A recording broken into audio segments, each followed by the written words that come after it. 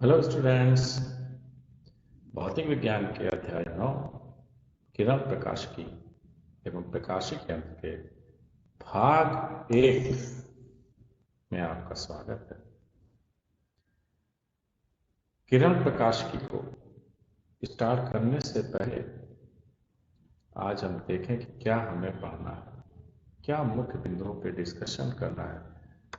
सबसे पहले प्रकाश के परावर्तन का अध्ययन होगा, उसके पश्चात परावर्तन के नियम के बाद गोलीय दर्पण और उनके प्रकार, गोलीय दर्पण का फोकस और फिर अंत में चिन्ह परिपाटी हम डिस्कस करेंगे। इसको प्रारंभ करने से पहले एक विचारणीय प्रश्न हमारे दिमाग में आता है कि जब दर्पण नहीं था तो लोग अपना चेहरा कैसे देखते थे। हजारों साल पहले जब दर्पण उपलब्ध नहीं था, उसका आविष्कार नहीं हुआ था, तो लोग अपने चेहरे को कैसे देखते थे।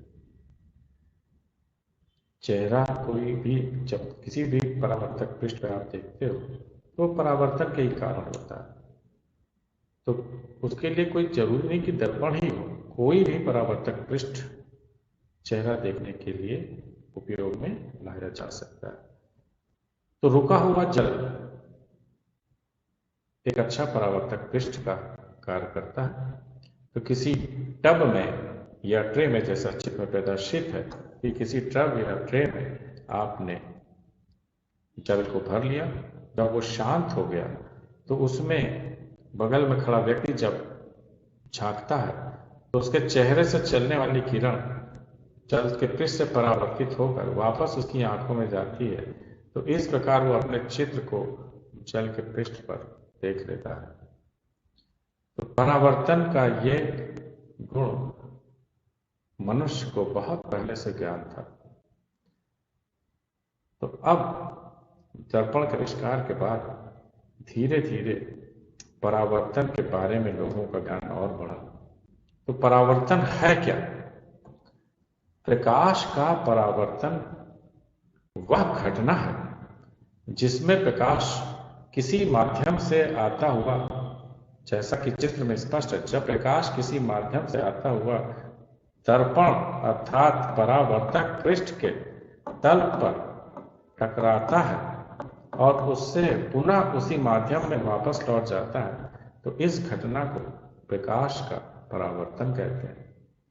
चित्र में आपको कुछ टर्म्स दिखाई पड़ रहे हैं जिसमें आपतितकरण, दर्पण के पृष्ठ पर आने वाली किरण को आपतित किरण कहते हैं, पृष्ठ से परावर्तित होकर जाने वाली किरण को परावर्तित किरण कहते हैं, आपतन बिंदु पर लंबवत रेखा को अभिलंब कहते हैं।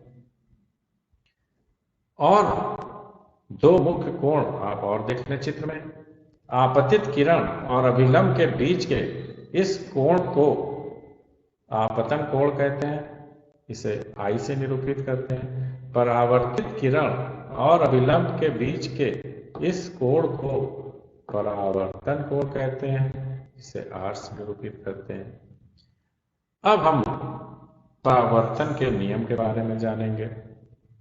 परावर्तन के दो नियम हैं। पहला नियम आपको यह बताता है कि आपतित किरण, चित्र को ध्यान से देखें, आपतित किरण, परावर्तित किरण और अभिलंब तीनों एक ही तल में होते हैं। जब चित्र को आप ध्यान से देखेंगे तो एक दर्पण पर लंबवत पृष्ठ आपको दिखाई पड़ रहा है जिसमें आपतित किरण, परावर्तित किरण और अभिलंब तीनों स्थित है।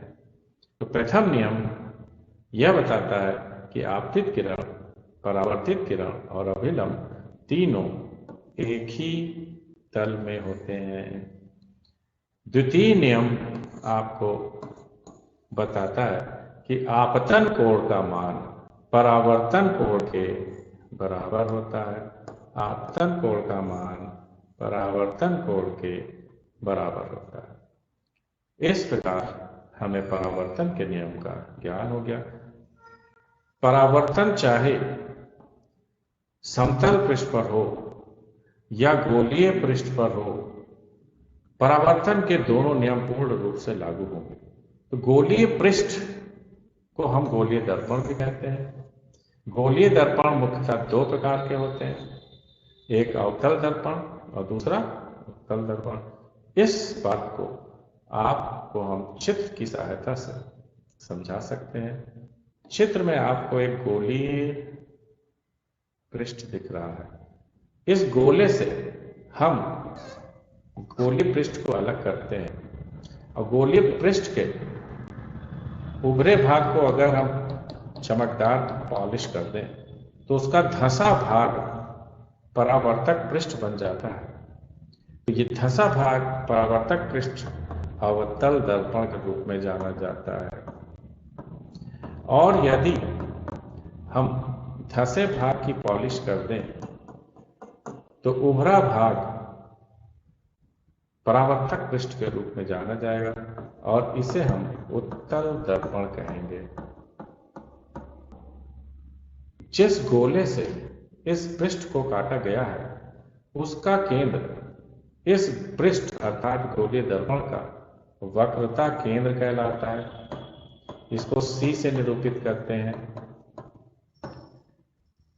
गोलीय पृष्ठ का जो केंद्रीय भाग होता है, केंद्रीय बिंदु, उसे ध्रुव कहते हैं। इसे P से निरूपित करते हैं।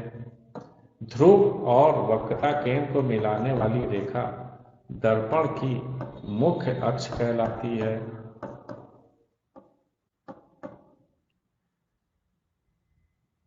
इन मुख्य बिंदुओं को ध्यान में रखेंगे तो हम इसके आगे के बातों को समझ पाएंगे। एक और मुख्य बिंदु है ध्रुव और वक्रता केंद्र के अलावा इनके बीच में एक और मुख्य बिंदु है जिसे दर्पण का फोकस कहते हैं। तो अगले पृष्ठ पर हम फोकस के बारे में जानकारी हासिल करेंगे। गोलीय दर्पण का फोकस।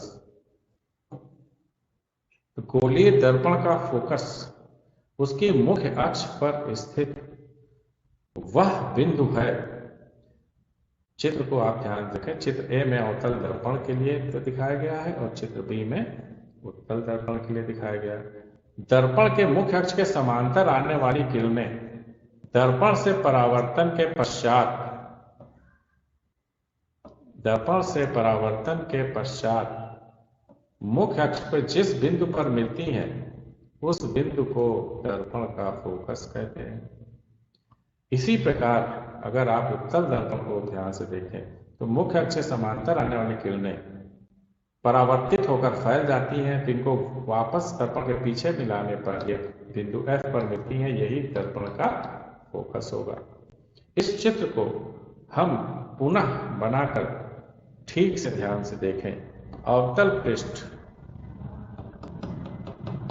की मुख्य अक्ष के समांतर किरणें जब अवतल पृष्ठ से टकराकर परावर्तित होती हैं तो ये जिस बिंदु पर मुख्य अक्ष मिलती है इसे फोकस कहते हैं। ये बिंदु वक्रता केंद्र और ध्रुव के बीच में होता है।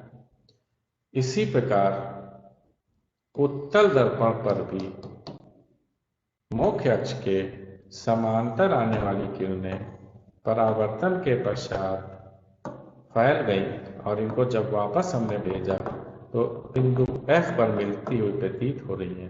तो बिंदु F दर्पण का फोकस है। आप जब ध्यान से देख रहे हैं तो उत्तल दर्पण का फोकस दर्पण के पीछे है, उत्तल दर्पण का वक्रता केंद्र दर्पण के पीछे है, लेकिन अवतल दर्पण का फोकस और वक्रता केंद्र दर्पण के सामने है। चित्र C में आपको फोकस पर एक लंबवत तल दिखाई पड़ रहा है। तो फोकस पे ये लंबवत तल फोकस तल कहलाता है। बिन फोकस से जाने वाला और मुख्य अक्ष पर लंबवत तल फोकस तल कहलाता है। अब स्टूडेंट्स हम अगले पृष्ठ पर बहुत इंपॉर्टेंट चीज चिन्ह परिपाटी के बारे में जानेंगे। किसी भी दर्पण से प्रतिबिंब बनाने में और उसके दर्पण के सूत्र को उपयोग में लाने में हमें दूरियां नापने के लिए चिन्ह परिपाटी का उपयोग करते हैं। हम कार्तीय चिन्ह परिपाटी के बारे में जानेंगे। हमें जिस चिन्ह परिपाटी को फॉलो करना है वो कार्तीय चिन्ह परिपाटी है। इस परिपाटी के मुख्य नियम हमें जान लेना चाहिए कि दर्पण का ध्रुव मूल बिंदु पर स्थित होता है और दर्पण की मुख्य अक्ष एक्स अक्ष के अनुदिश होती है और सभी दूरियां दर्पण के ध्रुव से नापी जाती हैं। सबसे पहला बिंदु है सभी दूरियां दर्पण के ध्रुव से नापी जाएंगी। आपतित किरण की दिशा में नापी गई दूरी को धनात्मक चिन्ह के साथ लेंगे। अगर हम वस्तु को दर्पण के सामने रखें तो आपतित किरण की दिशा हमें मालूम होती है।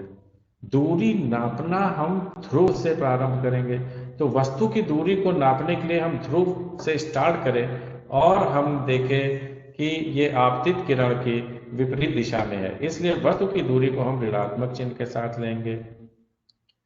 दर्पण के फोकस की दूरी नापने के लिए भी हम आपतित किरण की विपरीत दिशा में गए, इसलिए फोकस दूरी को भी ऋणात्मक चिन्ह के साथ नापेंगे।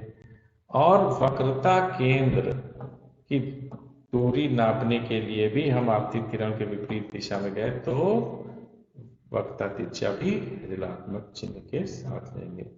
ये चित्र हमने अवतल दर्पण के लिए बनाया है और अवतल दर्पण में आपको स्पष्ट दिख रहा है कि फोकस दूरी, वक्रता त्रिज्या और वस्तु की दूरी तीनों ऋणात्मक चिन्ह के साथ ली जाएगी। इसी प्रकार मुख्य अक्ष के ऊपर वस्तु की लंबाई को धनात्मक चिन्ह के साथ नापेंगे और मुख्य अक्ष के नीचे वस्तु या प्रतिबिंब की लंबाई को ऋणात्मक चिन्ह के साथ नापेंगे। यही चित्र उत्तल दर्पण के लिए जब तक दिखाया जाता है तो सारी दूरियां यहां पर भी ध्रुव से ही नापेंगे। इसका वक्रता केंद्र और फोकस दर्पण के पीछे होता है, वस्तु दर्पण के सामने रखी जा रही है। आपतित किरण की दिशा हमें ज्ञात है। जब हम फोकस की दूरी नापने चले तो आपतित किरण की दिशा में चलते हुए फोकस पे पहुंचे तो फोकस दूरी धनात्मक चिन्ह के साथ ली जाएगी। हम वक्रता त्रिज्या को नापने चले तो आपतित किरण की दिशा में बढ़े तो इसे धनात्मक चिन्ह के साथ लेंगे, लेकिन जब वस्तु की दूरी हम नापने चले तो आपतित किरण के विपरीत दिशा में चले, इसलिए इसे ऋणात्मक चिन्ह के साथ लेंगे। तो उत्तल दर्पण में फोकस दूरी व त्रिज्या धनात्मक चिन्ह के साथ, जबकि अवतल दर्पण में फोकस दूरी व त्रिज्या ऋणात्मक चिन्ह के साथ ली जाती है। वस्तु की दूरी दोनों के लिए ऋणात्मक चिन्ह के साथ ली जाती है। ये चिन्ह परिपाटी के नियम आपको याद रहने चाहिए। स्टूडेंट्स, आज हमने परावर्तन के नियम के बारे में जाना। परावर्तन के नियम एक बार समराइज कर लें कि आपतित किरण, परावर्तित किरण और अभिलंब तीनों एक ही तल में होते हैं तथा आपतन कोण का मान परावर्तन कोण के बराबर होता है। गोलीय दर्पण के फोकस के बारे में जाना। मुख्य अक्ष पर स्थित यह बिंदु वह बिंदु है जहां मुख्य अक्ष के समांतर आने वाली किरणें दर्पण से परावर्तन के पश्चात फोकस से गुजरती है। इसके बाद चिन्ह परिपाटी हमने जाना। इस प्रकार आज हम परावर्तन के बारे में जान गए। अगली कक्षा में हम गोलीय दर्पण द्वारा परावर्तन, विभिन्न स्थितियों में वस्तु कहाँ रखी होगी, प्रतिबिंब कहाँ बनेगा, इसके बारे में जानेंगे। छोटा बनेगा, बड़ा बनेगा, वास्तविक बनेगा, आभासी बनेगा, इसके बारे में जानेंगे। फोकस दूरी और वक्रता त्रिज्या में संबंध F = R/2 होता है, इसको निगमित करेंगे हम। इसके पश्चात दर्पण का सूत्र 1/F = 1/V + 1/U को जानेंगे। अब हम आज आपसे विदा लेते हैं। धन्यवाद।